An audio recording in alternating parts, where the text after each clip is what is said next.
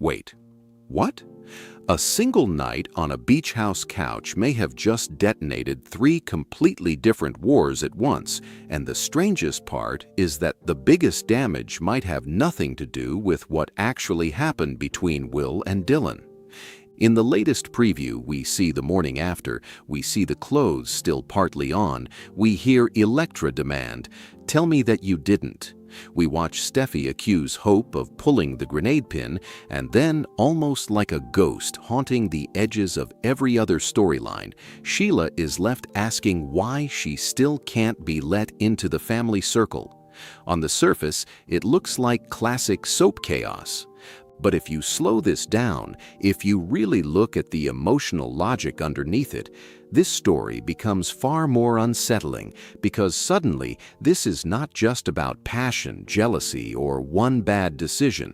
It's about betrayal, control, humiliation, and the dangerous moment when people stop asking what is true and start fighting over who gets to define the truth.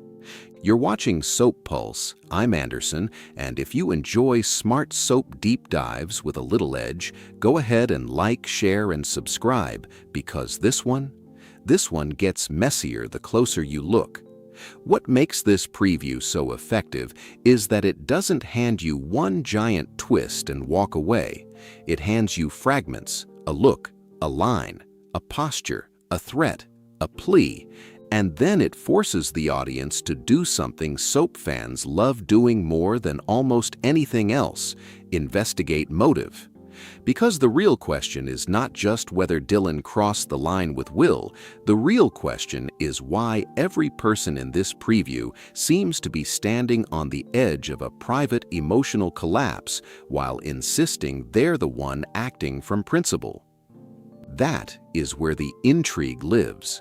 That is where the story starts breathing, and it begins with a scene that feels simple until you realize how calculated the ambiguity really is.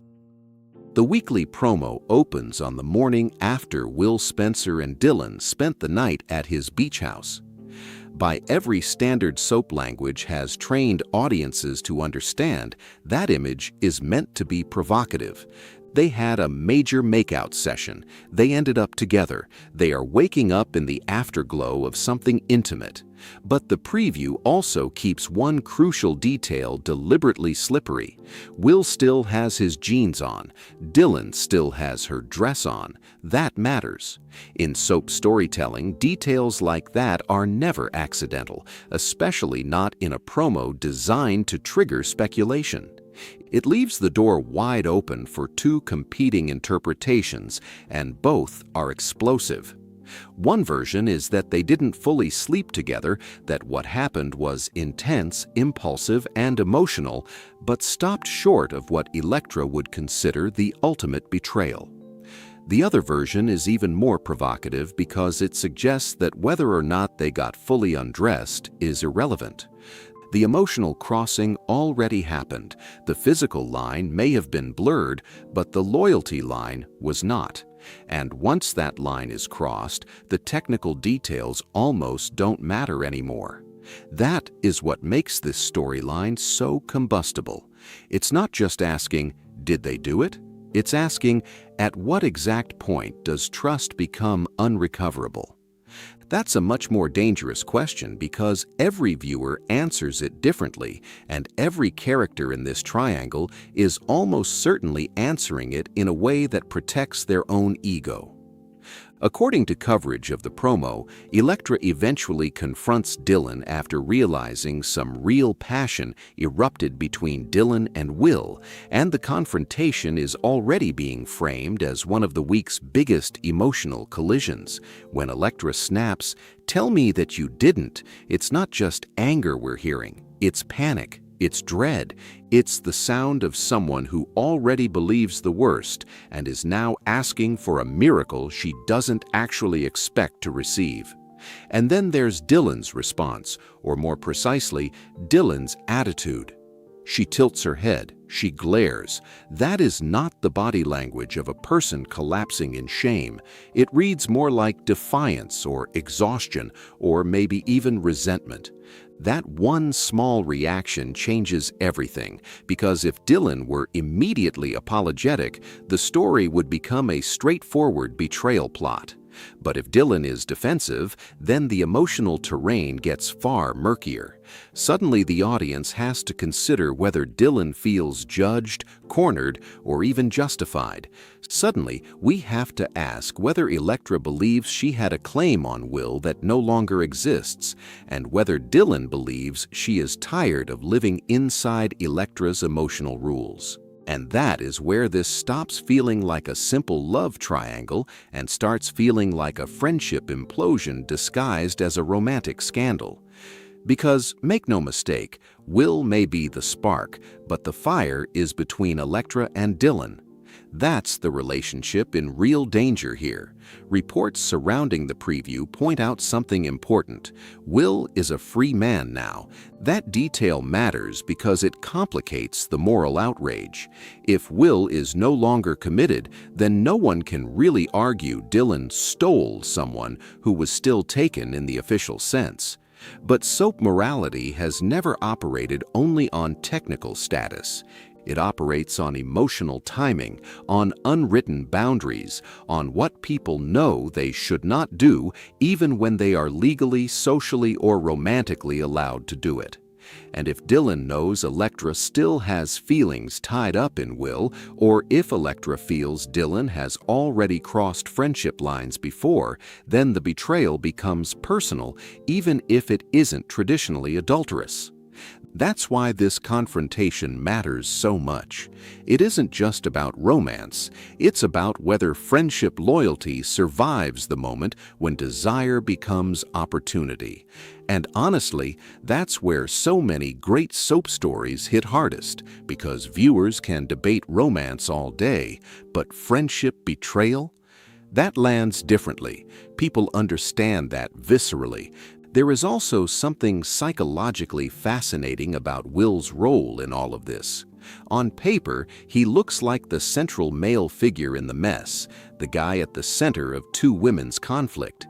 But in the way this preview is structured, he almost feels like a catalyst more than a controller. The camera, the reporting, the fan discussion around this clip all pull attention back to Electra's reaction and Dylan's choice.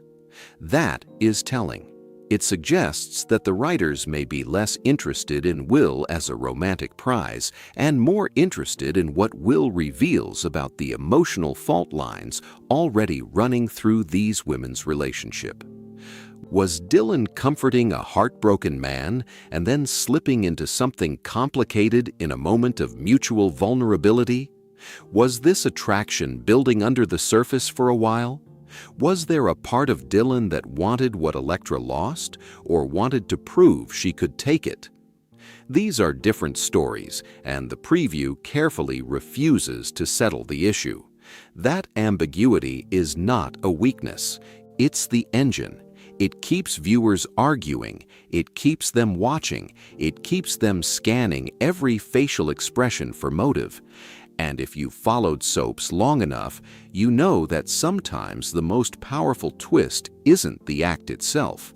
It's the interpretation battle that follows, because once people start explaining themselves, they reveal far more than they ever did in the original moment. Electra's anger is especially interesting because outrage in daytime television is rarely one-dimensional. Yes, there is pain. Yes, there is jealousy. But there is often also humiliation, and humiliation is the emotion that makes people dangerous. If Electra feels blindsided, if she feels everyone else knew before she did, if she feels like she has been made to look naive, then this confrontation with Dylan may not stay at the level of, "How could you?"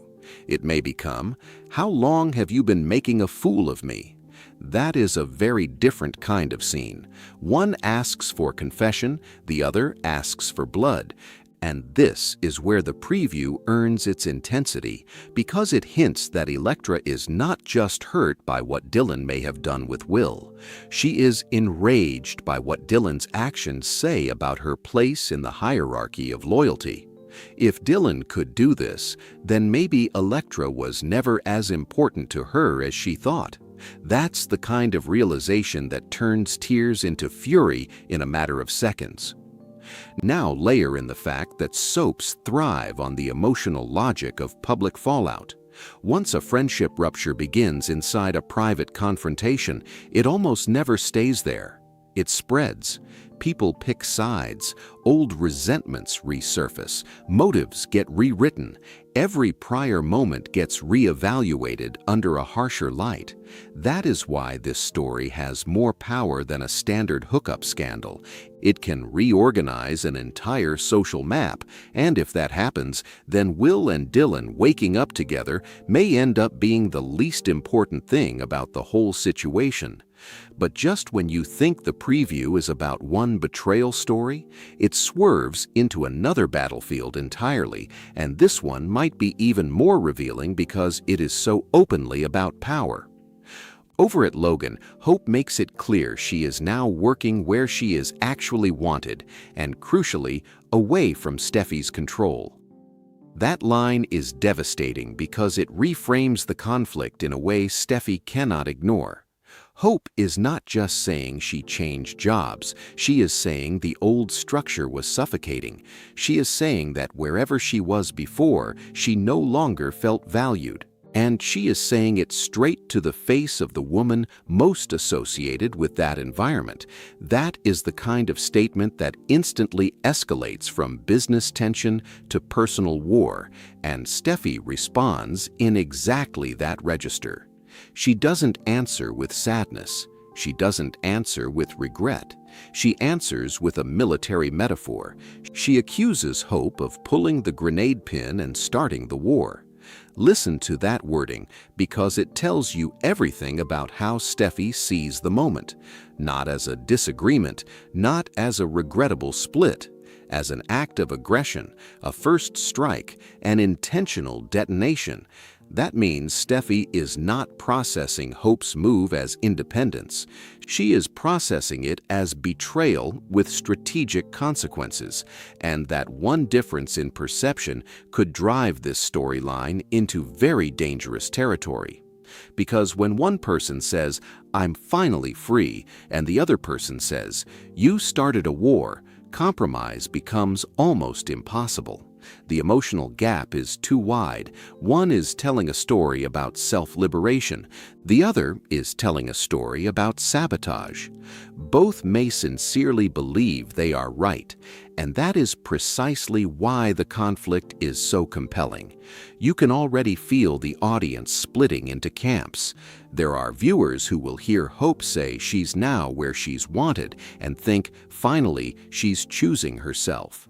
There are others who will hear Steffy's accusation and think, no, this was retaliatory, this was provocative, and Hope knew exactly how explosive it would be. The smartest soap writing doesn't make one side cartoonishly evil. It lets both sides speak a recognizable emotional truth. Based on the preview, that seems to be exactly what is happening here.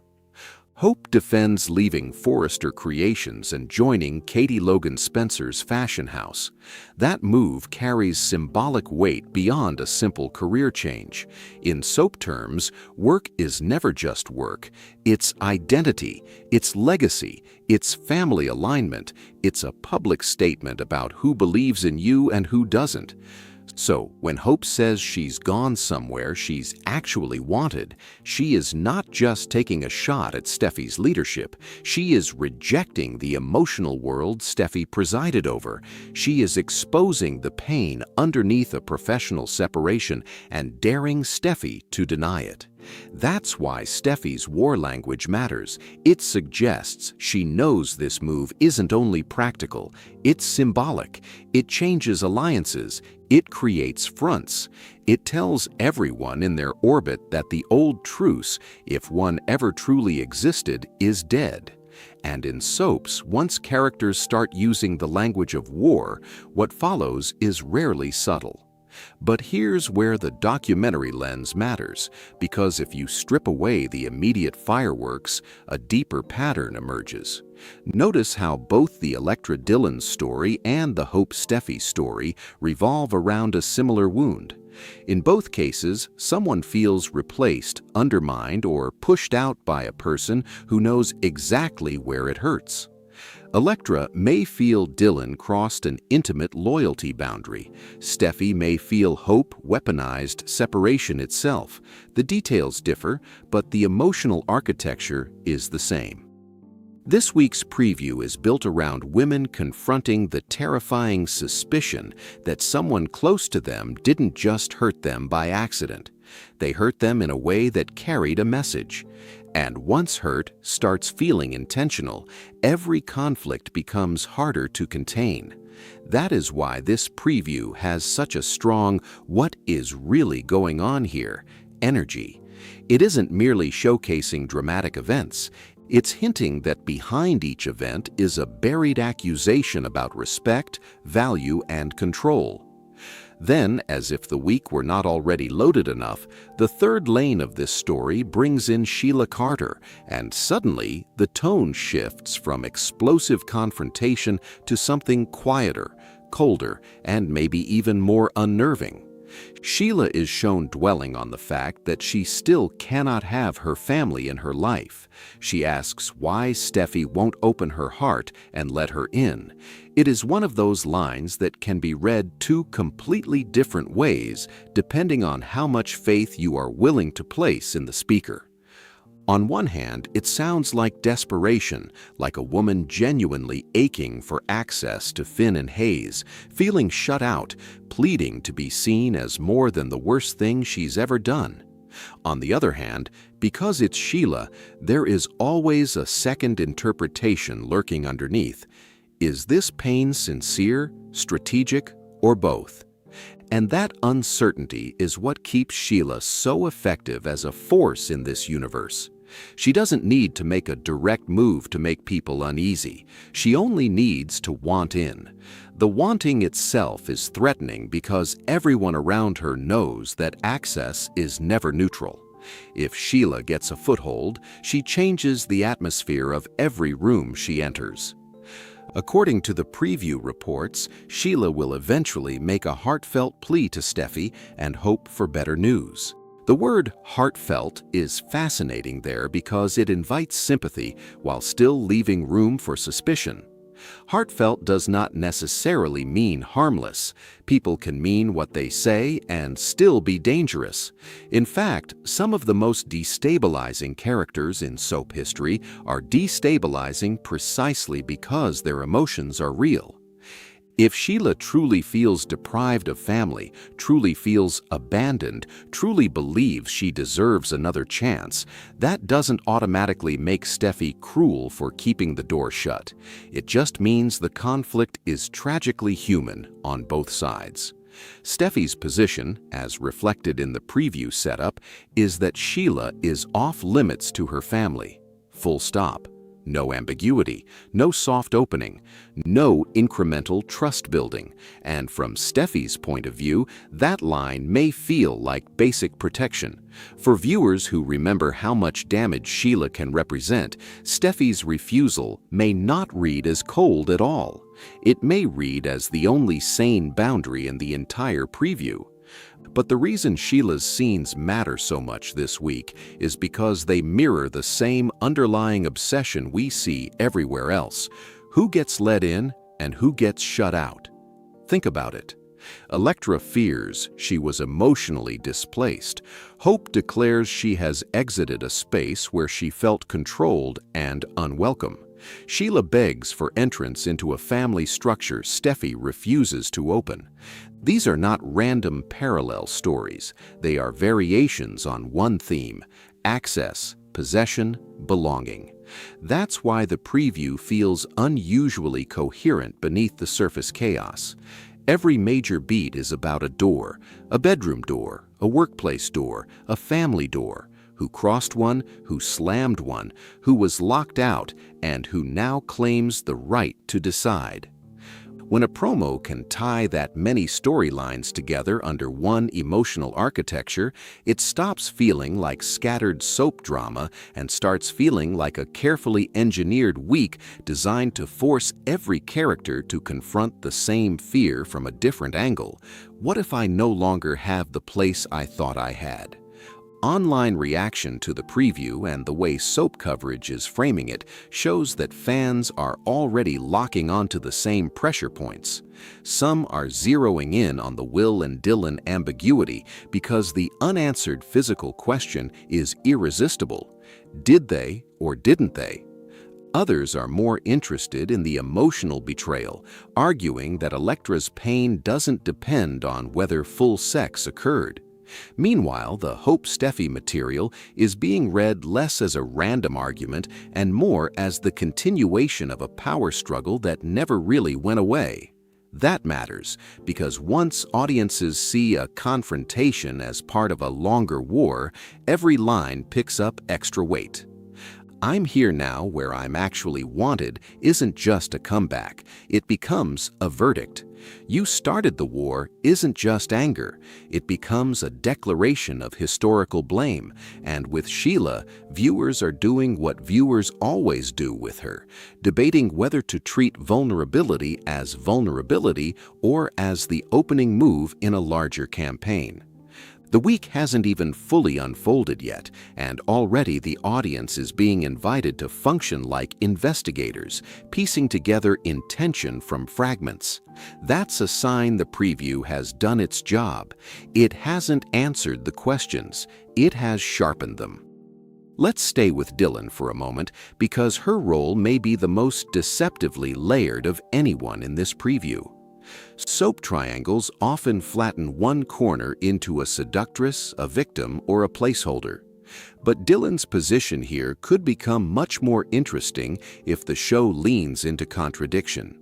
She comforted a heartbroken Will, according to coverage of the storyline beat, and from that comfort came intimacy. Now, pause there. Comfort is not the same as manipulation, but neither is it emotionally innocent. The transition from emotional rescue to romantic involvement is one of the oldest and most morally ambiguous developments in storytelling because it allows everyone involved to claim sincerity while still leaving outsiders suspicious. Did Dylan step in because Will needed someone? Did she let herself cross a line because she had feelings she was no longer willing to deny? Or did the presence of vulnerability create an opening she decided not to resist? Those are three very different moral portraits, and the preview cleverly refuses to settle the question before the real confrontation lands. That means Dylan's words to Electra, or even her silence, could determine whether the audience sees her as brutally honest, recklessly selfish, or simply tired of apologizing for wanting what was available. And that matters, because if Dylan doesn't fold under Electra's outrage, this story may become less about being caught and more about refusing to accept someone else's version of the rules. Now look at Hope's side of the board. Her line about finally being where she is wanted may be one of the most revealing statements in the entire preview, because people do not usually say something like that unless they have been sitting on the opposite feeling for a long time. You don't announce that you're wanted now unless you have felt unwanted before. That turns her confrontation with Steffy from a present tense fight into the release of accumulated grievance. It suggests that Hope's move was not just career strategy, it was emotional accounting, a correction, a declaration that she is done accepting a role in which someone else gets to define her worth. But again, the genius of soap conflict is that the character on the other side almost always has a coherent internal logic too. Steffy may genuinely believe Hope made an aggressive move with real consequences for family, business, and loyalty lines that are already under strain. When she says Hope pulled the grenade pin, there's a hint not just of anger, but of alarm. as if Steffy sees a chain reaction coming that Hope either doesn't understand or absolutely does understand and chose anyway.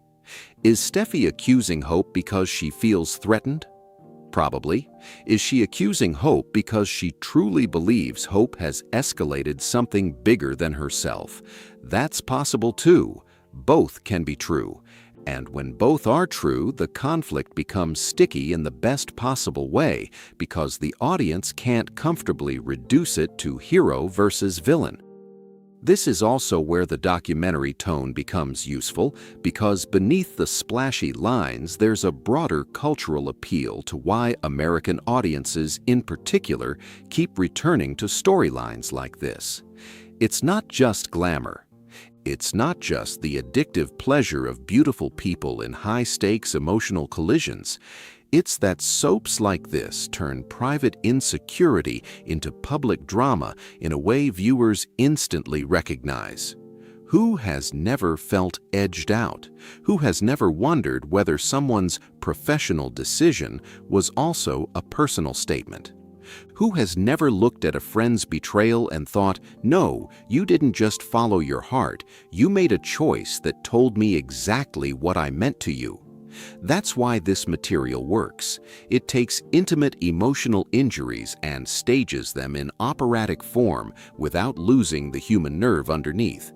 The audience may never run a fashion house or confront a notorious rival in a glossy office, but they know what it feels like when belonging turns conditional. And that is exactly what every storyline in this preview is probing. The closer we get to the heart of it, the clearer it becomes that the beach house mystery may actually be a narrative decoy. Yes, viewers will obsess over whether Will and Dylan fully went there. Yes, Electra's line practically begs for that conversation. But the bigger revelation may be that everyone in this preview is more focused on symbolic betrayal than on literal fact.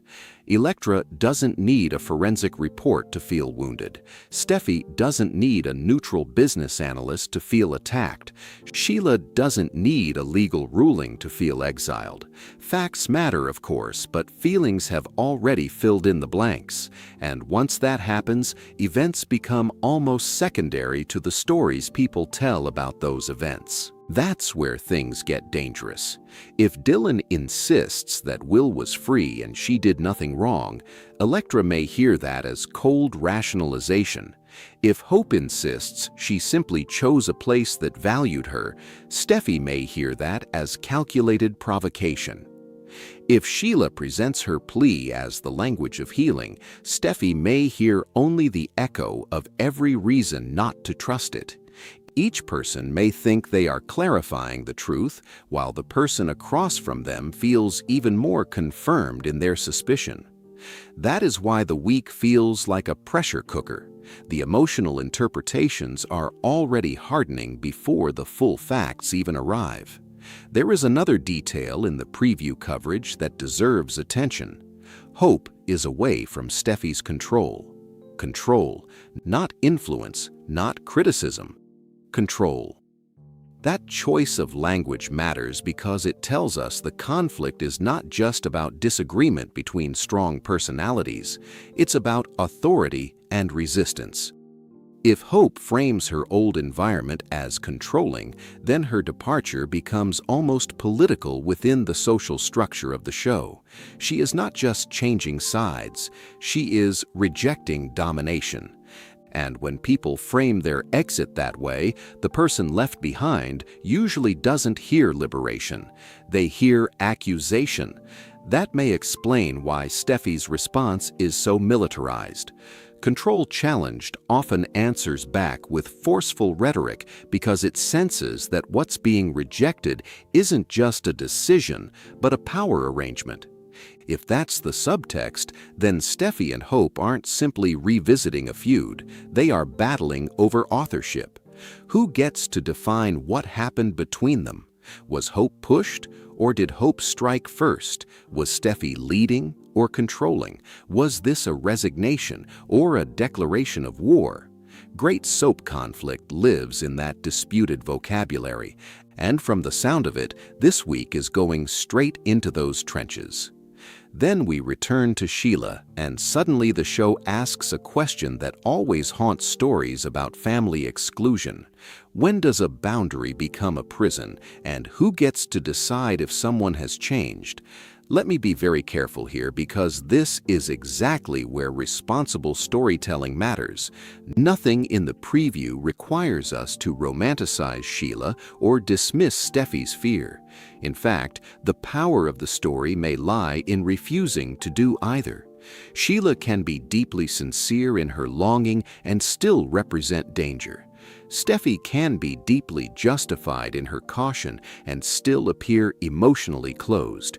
That duality is what gives Sheila'S quiet muttering such eerie force. "Why won't you open your heart to me and let me in?" It sounds like a plea, but in the context of her history and reputation, it also sounds like pressure, an insistence that someone else's boundary is the true offense, and that is a red flag in any relationship, fictional or otherwise. Yet soap audiences know better than most that emotional reality is messy. Wanting access to family is not automatically sinister. Denying access is not automatically cruel. The tension comes from not knowing whether compassion here would heal or destroy. That uncertainty is why Sheila can dominate a week's emotional atmosphere even when she isn't the loudest person in the room. So what is the biggest revelation hiding inside all of this? I'd argue it's this. The true subject of the week is not romance, not even rivalry. It's legitimacy. Electra wants to know whether Dylan had the right to cross that line. Hope wants to assert her right to choose where she belongs. Steffy wants to deny Hope the right to present that move as innocent. Sheila wants recognition of her right to be part of Finn and Hayes' world. Every single confrontation is really a fight over moral legitimacy, not just what happened, but who gets to claim the ethical high ground afterward. And once you see that pattern, the whole preview tightens into something much more elegant than random chaos. The beach house, the office clash, the family plea, these are not separate storms. They are echoes. One asks whether desire outranks loyalty. One asks whether independence looks different from betrayal depending on who lost leverage. One asks whether forgiveness is wisdom or a trap. Those are big, adult questions, which is exactly why a USA audience that loves celebrity scandal, reality TV fallout, and investigative-style storytelling locks into soap material like this when it's done well. The surface is shiny, but the emotional machinery is ruthless. As the tension builds, one possibility becomes almost impossible to ignore. What if the audience's obsession with the physical details of Will and Dylan's night is exactly what the preview wants, because it distracts from the more devastating truth that Electra may already know what hurts most? Sometimes the worst betrayal isn't sleeping with someone, it's watching the person you trusted stop being concerned with your pain. If Dylan meets Electra's outrage with defiance instead of remorse, that may be the real point of no return. Likewise, the most explosive part of the Hope-Steffy confrontation may not be the accusation itself, but the fact that neither woman sounds interested in de-escalation. Hope sounds done. Steffy sounds mobilized. That combination is lethal to peace. And with Sheila, the most chilling possibility is that her plea is authentic enough to disarm the wrong person at the wrong time. So, as dramatic as the lines are, the true suspense is not in the slogans, it's in the aftermath. Who doubles down? Who regrets nothing? Who reframes the story before anyone else can? That's where the week could turn from hot to unforgettable. By the time the dust begins to settle, viewers may realize the biggest twist was never whether a kiss became more than a kiss or whether a resignation became a declaration.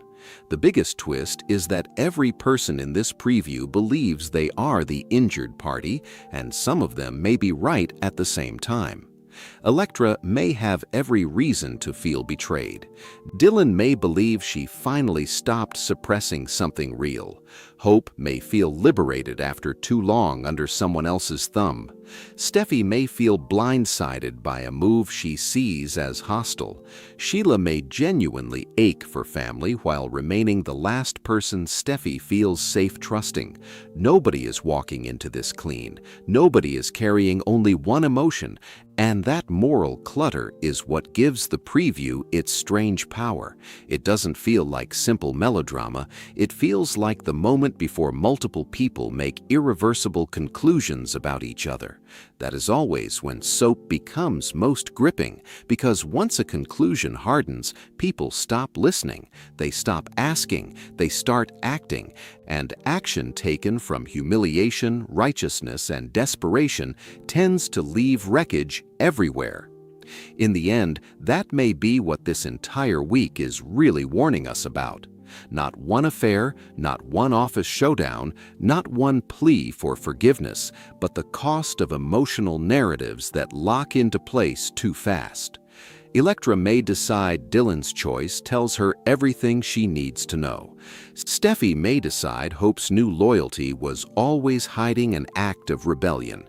Hope may decide Steffy will never interpret her freedom as anything but attack. Sheila may decide if asking doesn't work, another path must, and once those stories become fixed, the possibility of mercy gets smaller by the minute. That is why this preview lingers. That is why it hits harder than a routine promo full of raised voices. Because underneath the glamour and the fury is a colder question that keeps humming through every frame. When people feel shut out, underestimated, or replaced, what version of themselves comes roaring to the surface? If this week delivers on the tension it's promising, the answer may not be comforting. It may be revealing. And maybe that's the real reason viewers can't look away from the bold and the beautiful when it goes into this mode. The show understands that the most addictive scandals are never just about what happened. They're about what the people involved decide it means, what they're willing to destroy to defend that meaning, and how quickly love, loyalty, and identity can turn into a battlefield the second somebody whispers, "Tell me that